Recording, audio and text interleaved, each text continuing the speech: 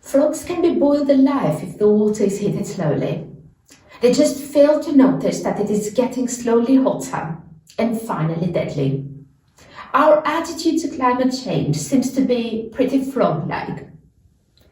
The summers become warmer, white winters are increasingly rare, storms blow with ever higher speed, fires devastate our forests, and unbearable heat waves become a frequent reality for millions of people. The signs of climate change are everywhere. Droughts and crop failure are increasingly driving social conflict and forcing millions of farmers and informal workers to migrate. Biodiversity is rapidly declining, unique natural beauty is disappearing forever, and complex natural environmental balances are destroyed. As a consequence of deforestation and destruction of natural habitats, wild animals come in search for food and shelter in closer contact with humans. Previously unknown viruses are spreading. The frequent rise of dangerous new diseases like HIV/AIDS, Ebola, or COVID-19 bear evidence of these risks. However, while these changes are fast in terms of climate history, for many individuals, particularly in the countries of the global north, enjoying life here and now, these changes are rather slow, uneven, and sometimes quite nice. Having a latte macchiato on a warm and sunny square in Berlin, Paris, or Copenhagen in February is taken as a pleasant surprise. And a warmer summer is welcomed by tourists in moderate climate zones. The fact that climate change is simultaneously rapid and slow, that the impact differs regionally, that it will affect future generations more than the current polluters, and that the wealthy can still buy comfort while the poor already suffer from floods, droughts and storms has resulted in a schizophrenic situation. Too many people are concerned and careless at the same time, not least because from an individual perspective, behavioral changes are unlikely to avert the environmental crisis. Even radical individual lifestyle changes would have a non-measurable effect on the climate. And despite the growing talk about sustainable consumption, consumer-driven change has at best been marginal. The data are straightforward. The higher the income, the bigger the CO2 footprint. Of course, individual pro-climate responsibility is the right thing to do, and surely better than not caring at all. It is also crucial for generating a credible momentum for climate action. But consumer choice is far less effective in stopping the use of plastic bags or petrol-guzzling SUVs than making them prohibitively expensive or ban them by law. Referring to consumer behavior is effective in only one way. It is a convenient way for business and politicians to shift responsibility for the environmental crisis to everybody entering a shop. Expecting global responsibility from consumers is contradicting also the mantra of self-centered egoism, the vision neoclassical economists, the modern priests of market societies have been advocating for decades. Everybody was told that individual utility maximization should be the guiding star for their decisions. However, if it's all about pursuing individual success, wealth and pleasure, accepting any sacrifices or limitations for the sake of future generations or a dying planet is plainly irrational. Thanks to political activism, climate change has become one of the most important global agenda points, and change is happening. However, measures taken over the last decades have been unambitious. Many countries are failing even on the modest targets set by themselves. Undeniable successes in greening certain products and production processes have regularly been outpaced by economic growth. The number of cars on the planet have been doubling every 20 years. Energy-saving technologies are losing out against the sheer number of additional vehicles. It is unlikely that the CO2 footprint of 2.5 billion electric cars in 2040 will be substantially smaller than that of today's 1.4 billion fuel cars. Overcoming the depressing reality of congested, polluted and noisy cities and rising CO2 emissions requires other mobility concepts, reduced commuting, different workplace arrangements, and the transformation and shrinking of the car industry as we know it. Compared to what is needed, the current efforts can be summarized as too little, too late.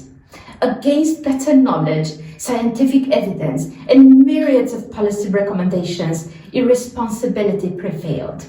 The market-driven logic of profit maximization regularly supersedes rational deliberation. This is simply because our economic system is driven by the desire to make the highest profits possible and reinvest in these profits for making even more money. Any company resisting this logic is sooner or later taken over or marginalized by the more aggressive and successful competitors. It's not the unlimited desire of people to consume more, but the DNA of the system to produce and sell ever more to those with purchasing power that determines the pattern of investment and growth. Producing more for wealthy who don't need more, while ignoring the needs of those who can't pay, is today the business of business. There is no ethical justification in a situation where the consumption of the top 10% is causing 50% of the world's CO2 emissions, while 40% of the world population lives on close to nothing. Markets don't respond towards societal or environmental needs that lack purchasing power. Because of the uneven distribution of purchasing power, for example, the market for erectile dysfunction drugs equals roughly 50% of the world's expenditure to combat malaria. Instead of addressing global poverty and environmental degradation, the expenditure for private jets, yachts, and other luxury goods is rapidly growing. This is why, instead of appeals to individual responsibility, far-reaching systemic changes are needed to stop the sleepwalk into climate disaster. If you want to drain the swamp, don't ask the frogs. Free global entrepreneurship got us into the mess, and if we continue following this logic of turning the world into money-making opportunities, we'll get a continuation of fake solutions. Competition is good for innovation and in deciding how to produce efficiently, but it's far less useful in defining what should be produced. Societies need to play a defining role in determining direction and priorities of economic activities, innovation, and investment. Today, for example, Uruguay's electricity comes up to 97% from renewable energy, as subsequent progressive governments provide the necessary regulation and incentives to direct investment and competition away from oil and towards renewable energy. Green growth optimists hope that the world economy can continue to grow at its current pace if it only powered by renewable energy and recycling becomes obligatory. The concept of just transition is in this context narrowly understood as green structural policies helping to transit workers from brown to green jobs. If it only would be that easy. The required transition needs to go much deeper. The ecological crisis cannot be solved within the parameters of the nation-state. The North cannot continue to reap benefits from globalization and externalize the cost of the global South. A fair burden sharing of the ecological transformation within nations and globally is indispensable for its success. A policy strategy focusing on helping workers in brown industries to find greener jobs is important, but far too narrow. The profit economy needs to be replaced by a care economy, an economy caring for the people and the planet. These changes require an active role of workers as producers, as consumers, and global citizens. It raises the question, what do we need to produce and what production needs to be stopped? How to ensure democratic voice and participation in economic decision-making? What is the benefit of additional consumer goods for those enjoying already comparatively high living standards? How to achieve an environmentally friendly, pro-poor growth economy where the income of those in need can rise by downscaling overconsumption for the sake of consumption. The uneven distribution of care work perpetuates systemic gender inequality. Reducing working time is needed in order to achieve gender equity in care, and give everybody more time to enjoy life. Climate justice, democracy, and peace are incompatible with a global system that is based on extreme inequality and inhumane living and working conditions of billions of people. The labor movement is the organization that organizes people at work.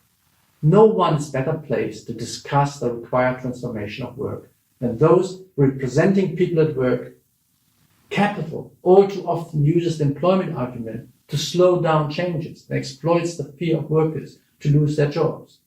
That is why trade unions need to move beyond defending existing jobs towards an economy of the people, for the people, and by the people. The change agenda seems to be overwhelming, and there is no silver bullet solution. Instead, it requires mobilization, engagement, coordination, and transformative reforms at all levels of society. Isn't this naively utopian? Perhaps, but in any case, there is no alternative. Continuing the current economic model has no future. Thus, utopian thinking seems to be the last realistic option to jump out of the water before it gets too hot.